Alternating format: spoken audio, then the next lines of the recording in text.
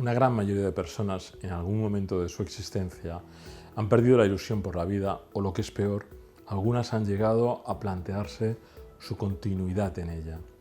La sensación de que ya no queda nada, el agotamiento psíquico y emocional, es tal que apenas quedan fuerzas. El entorno, en caso de existir, suele estar preocupado y lamentablemente recurre a soluciones tópicas que tienen impacto nulo o negativo al percibir la persona herida las posibles soluciones como un más de lo mismo, que le llevan a un nivel mayor de desesperación. Suele haber en muchos pacientes con los que he hablado a lo largo de mi experiencia como psicoterapeuta y analista un elemento común al que llamaría síndrome de la Casa de la Pradera.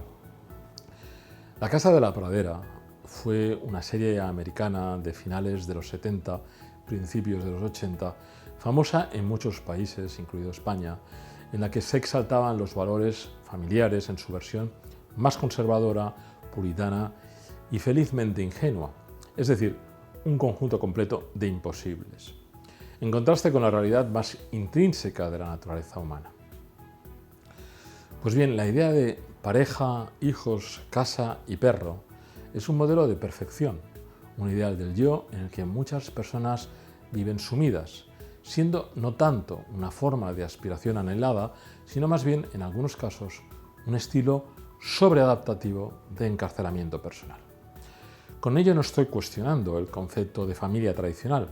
A día de hoy, una de las mejores formas de encontrar la estabilidad, el amor y la seguridad personal, sino la creencia de que la familia por sí sola puede hacer prescindibles las necesidades individuales más arraigadas en cada persona.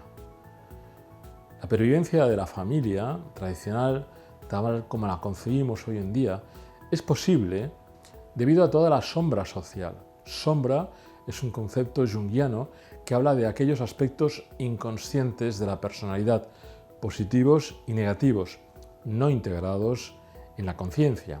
Es decir, los enamoramientos secretos, las vocaciones frustradas, la prostitución, las diferentes orientaciones sexuales latentes, el misterio romántico, ciertos fetichismos, adicciones, anhelos artísticos, etc., son los sustentadores positivos o negativos de la pervivencia de la aparente realidad estable del mundo de las familias tradicionales.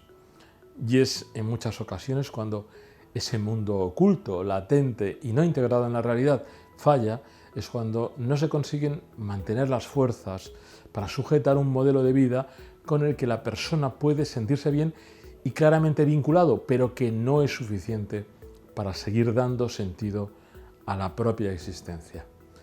Si cualquiera de los dos mundos se derrumba, el visible o el que permanece activo aunque oculto y no integrado, la persona puede pasar por un periodo de profunda depresión, debido a que mutuamente se retroalimentan, el mundo real y visible y el mundo oculto de las necesidades y deseos más íntimos. De ahí que sea necesario para el terapeuta explorar sin prejuicios, sin ningún tipo de prejuicios, insisto, la auténtica verdad de ambas dimensiones. Pero esto que ocurre en la edad adulta también puede ocurrir en la adolescencia y en la juventud. Una estructura psíquica frágil, la falta de apoyos y vínculos reales, la desarmonía permanente con un entorno hostil pueden llevar a una persona a plantearse la permanencia en la vida. A veces el nivel de desorientación, de desesperanza y de dolor emocional es tal que por la mente pasan todo tipo de ideas negativas.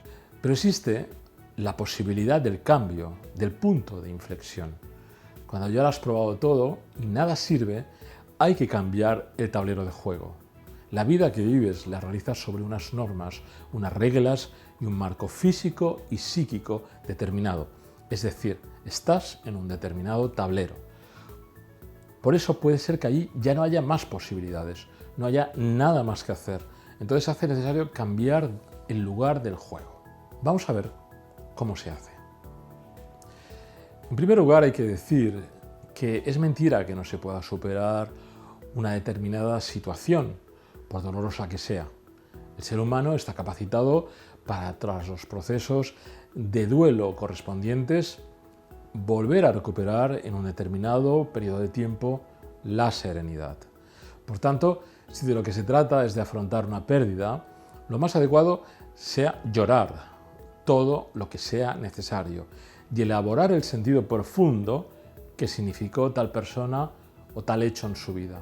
Con el tiempo, créanme, se va regulando nuestra bioquímica cerebral y poco a poco regresa la paz interna. Pero si de lo que hablamos es de una radical pérdida del sentido de la vida, entonces sí que es necesario salir del marco habitual. Si a esa persona le queda muy poca energía psíquica, incluso física, y tiene un verdadero agotamiento, los pocos actos que pueda hacer los debe poner al servicio del cambio y de su verdad más profunda. Un pequeño gesto en la dirección adecuada puede ser el punto de inflexión necesario para salir del dolor emocional e iniciar una nueva existencia. Pero en muchas ocasiones todo esto no puede hacerse contando con un entorno que quiere que la persona se recupere, pero al mismo tiempo que siga en las mismas condiciones de antes. Por tanto, hay que dirigirse hacia algo o alguien que esté cercano a la que uno aspira o quiere. No deja de ser una tarea de liberación, pero en positivo. Imaginemos a alguien atrapado en un mundo que no le permite crecer ni desarrollarse, ser él o ella. Un mundo asfixiante en el que predomina la moral más que la razón, la tradición más que la innovación, la apariencia más que la realidad. ¿Cómo se puede contar con ese mundo para salir de un estado de profundo hundimiento? Quizás habrá que empezar a conectar, a dar pasos hacia el lugar al que uno quiere llegar. Un pequeño paso real en la buena dirección es mucho mejor que estar pensando permanentemente en contra de uno mismo. Leer biografías de personas que interesen, escribir a gente que le pueda orientar, ver películas en las que descubrir todo aquello que lleva en su interior, poner la energía, aunque sea poca, en iniciar el camino adecuado. La vida puede ser maravillosa si uno se atreve a vivirla, y para ello a veces se necesita el espíritu de un héroe, de un revolucionario o simplemente el de un poeta o artista que sigue sus sueños. Nadie dice que sea fácil, pero en el fondo, toda existencia que merezca la pena vivir no deja de tener algo de riesgo y aventura.